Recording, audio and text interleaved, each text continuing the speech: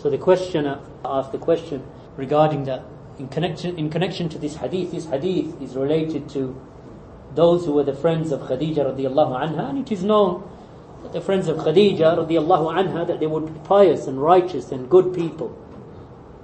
And not to say that they were,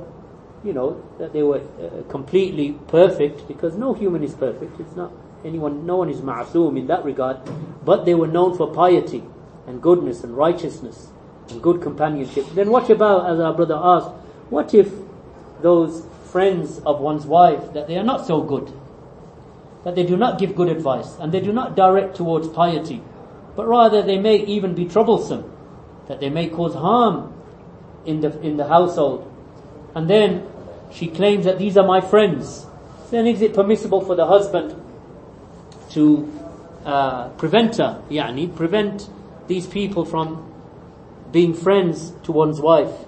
Then the answer is that the woman herself should realize that from those affairs that make a good marriage and a pious marriage is that a woman does not allow into the house, as the Prophet ﷺ said, does not allow into the house except the one that her husband is pleased with. And she does not let anyone to sit, does not allow anyone to sit onto the furniture, does not allow anyone to sit on the furniture of the house unless her husband is pleased with that person. If the husband dislikes those people coming, whether it be male or female, whether it be her female friends or even her, maybe even her, from the direction of the in-laws. If the husband is not happy, then that person should not be allowed in the house. And this should be something from the woman herself. She should know that from herself, that this is a command of Allah's Messenger sallallahu alaihi wasallam, that the woman that is good to a man is that when he looks at her, she pleases him. When he looks at her, she pleases him. And from those affairs, as the Prophet ﷺ mentioned, that she does not allow anyone into the house except that he is pleased with her. So if a woman is a bad companion, then bad companionship, as the Prophet ﷺ said, is like the one who keeps company with the bellows of a blacksmith. Because the Prophet ﷺ said, of course, in that lengthy hadith, when he said that good companionship and bad companionship is like keeping company with the seller of musk and the blower of the bellows of the blacksmith. So even if you do not purchase anything, and he does not give you anything of the perfume, then at least you walk away with a pleasant smell, a pleasant fragrance that you smelt. But as for the one who keeps company with the blower of the bellows, then either he will burn your clothes, or he will harm you, or at the very least you will walk away with a stench in your nostrils. So good companionship and bad companionship is that similitude. So it is imperative upon the husbands to command their wives to keep good companionship. And it is imperative upon the husbands to prevent bad women from entering the home. They prevent them. Because those bad women, they will damage the household. They will damage the marriage between the husband and wife. They will do the job of shaitan. As the Prophet ﷺ said in a hadith, he said that indeed the arsh of Iblis is upon the ocean. And his army or his followers are gathered around him. So he says to one of them, what did you do? So he said, I did such and such, my master. I did such and such and such and such. He said, you didn't do anything.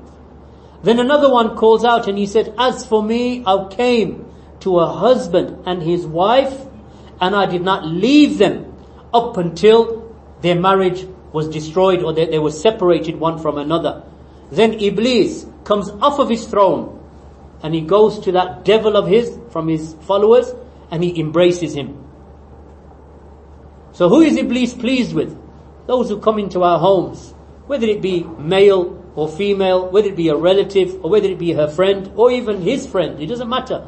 Whoever comes to damage marriages and to damage households, they should not be allowed in the house. So those sisters who the husbands are not happy with, because there is proof or there is qara'in, meaning that there is evidence that is clear that these women are causing damage, or these so-called friends, between quotation marks, that they are causing damage, or that there is qara'in, that whenever they're about in any relationship, that there is some damage that is caused. Wherever they are, problems happen. Wherever they turn up, there's mischief that is made. These types of women, my sisters, keep them at arm's length from your homes. If your husband is not happy with them, keep them at arm's length. Of course, the issue of in-laws is slightly different, because the in-laws are her mother and father, or her brothers and sisters. So with that, you have to be a bit more diplomatic. You have to be diplomatic. So if they are difficult, then you may have to reduce the amount of visits. Or that when you visit, that you make sure that you are there so they are not filling her head. That they are not confusing her. Or that they are not causing mischief amongst your children. Because in-laws can do that. Wallahu musta'an, Even parents can do that. Why? Because they don't have the understanding of the religion that they should have. So they are somewhat misguided. So what does the mother, what does the father do? That when you go and visit them, that you take your wife. You say, Khalas, we'll go and visit your mother and father. You want to go? Yes, go. No problem. But you go with her. And you stay with her. And if you're taking the children, you stay in the house. Why? Because then, if they are mischief makers amongst in-laws, then they are less likely to do it when you're present. So it's always important to go with your wife. Don't just leave her there for 7 days to come back and you say, I don't know what happened, she changed. Of course, if you leave her in bad company, and she's watching, the TV, or this 56-inch plasma is on all day long with movies and music and, I don't know, today's equivalent of MTV. That's all that's playing, and your children are just running around the house and every 10 minutes they're seeing that. What do you expect? She's going to come back changed, and then you have to work for about a month just to bring her back again. Then she says, can we go and see our mum and dad again? So I've just taken a month to fix you. Now we're going to go back. This is our fault as husbands, predominantly, because we're men of the house. The rujula is in our hands. The strength should be with us. So we don't prevent them.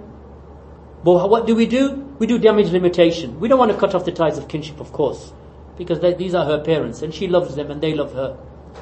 But because they're stuck in their ways, no, if you come to the house, we're not going to turn off the TV. Khalas, I'm not going to your house. That's their problem now. I will come and visit you, but my children aren't going to watch those soap operas, and they're not going to watch those dramas, and they're not going to watch Netflix, and they're not going to watch, music channels, and they're not going to watch Bollywood and Hollywood and whatever other wood there is out there. We're not watching it. They're not going to watch it. So when we visit, so the wife says to her mother and father, we will visit you because you're my mother and father and I love you, but I'm worried about the influence upon my children. So please don't smoke in front of them. And please don't put those movies or dramas or whatever else, don't put them on. And we'll come and stay with you for 6-7 hours. We'll bring, you can cook your food at home and take it to them, make them happy. It's a form of da'wah. But you don't burn yourself to save others. So you're not going to sacrifice your children in front of all of these false, these corrupt influences just to give da'wah to others. You're not going to burn your children for that. So the issue of this, being careful with in-laws or with your own parents, because it could be the other way around. Our own parents could be the bad influence and her parents could be the good influence. But whichever way it is, you are responsible to protect your wife and your children from bad influences. So if it means that you go with them and you set certain conditions, shurut, and they say, well, we don't agree to those shurut, say, well, what do you want me to do? I'm not going to come and sit in front of a 56-inch plasma watching dramas with you all day whilst, just to sit with you for the sake of sitting with you. Or you can come to us. We'll send a car to you and they'll pick you up. You come to us and now they're in your environment.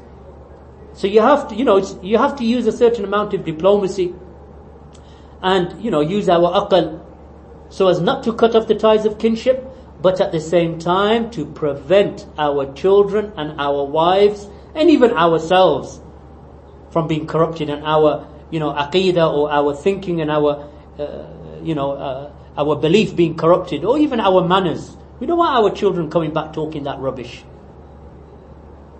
Your child comes back and he's talking about the movie that he watched at Baba's house or Granddad's house, and in this movie it was from Hollywood and he shot him and they.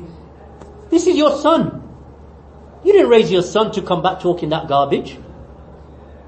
You have to introduce a certain amount of damage limitation and protection, Because in years to come, you'll regret it. If you don't get it under control, you'll regret it in years to come. And then you're going to wish that you did say to your in-laws, you know what, as much as we would love to come to you, we can't. Not up until we'll come and stay with you, but during our time that we're there, even if it's overnight, please no TV. Because TV is corruption. There's miniskirts and music. Illicit relationships. And it's being beamed in through satellites and channels from all over the dunya. These aren't just simple things. Even adverts that come out. Even the adverts are filthy. And the children's eyes, they soak up everything. The eyes, it hits the retina, goes into the brain through the optic nerve, and it's settled in their brains. And imagine you do that continuously to your children. What are they going to say? We want to go to, Nana's house. Why do you want to go to Nana's house?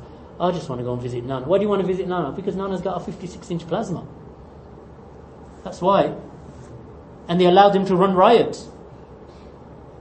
Right, so that's why your children want to go. So the more that your children get used to that type, because what are you giving them? Because, let's face it, they get up after Fajr, you make them do an hour of Quran. Not easy. And then you're disciplining them in the house. You have your good times, of course. They work hard and they play hard. It's good. Let them enjoy it. But when they go over there, it's nothing but corruption. So they get influenced and they keep wanting to go. So diplomacy is important. The strategy that you use when you're there.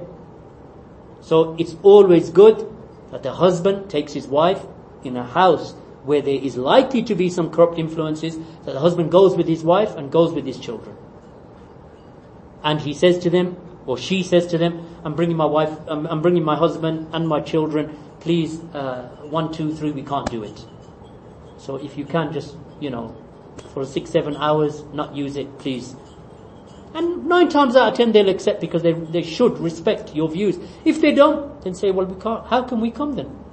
If someone invites you to a wedding, and in that wedding there is free mixing, and there is music, maybe they've got a band, because that's common now in a lot of weddings. They freely mix because they think, it's modern and liberal, and how cool are we that, we mix. Your wife is talking to the guy next door, and whatever. And they think it's really cool because you're really modern when you do things like that. So now someone invites you to a wedding like that, what are you going to do? Go? You're not going to go. And your father may say, well, son, you're my son, you're not going to come. Say, Dad, how can I go? Segregate, follow the sunnah, follow the commands of Allah. Then I'll come. Well, if you don't come, I'm not going to talk to you. Say, Dad, I can't sacrifice my children. I can't sacrifice my principles. I can't sacrifice the book of Allah. I can't sacrifice my religion. It's Allah's deen. I can't compromise it. Just because you're beginning to threaten me now, I'm never going to talk to you. No, you can't. Sahaba were like that. The mother of Mus'ab ibn Umair, when she said, he said, I'm going to follow, I've taken the religion of Muhammad sallallahu alaihi wasallam. I worship none but Allah, and I follow Muhammad sallallahu alaihi wasallam. And he was from a wealthy family. From the most sought after bachelors of Mecca. The women wanted to marry him because he was a young man. He was well dressed, a very wealthy family. But he became Muslim. And his mother said, well, it's a choice between him or me. Either you go with Muhammad or you stay with me. You can't do both. So he said, Khalas, I'm going to Muhammad then. So he started walking towards the door. She said, where are you going? Where do you get those clothes from? Take those clothes off. They're from us. So he left the house of his mother with just his waist sheet, just his izar. This man who used to, ride horses through Medina and wear the finest of garments and the best of fragrances. For the deen of Allah subhanahu wa ta'ala, look what he did.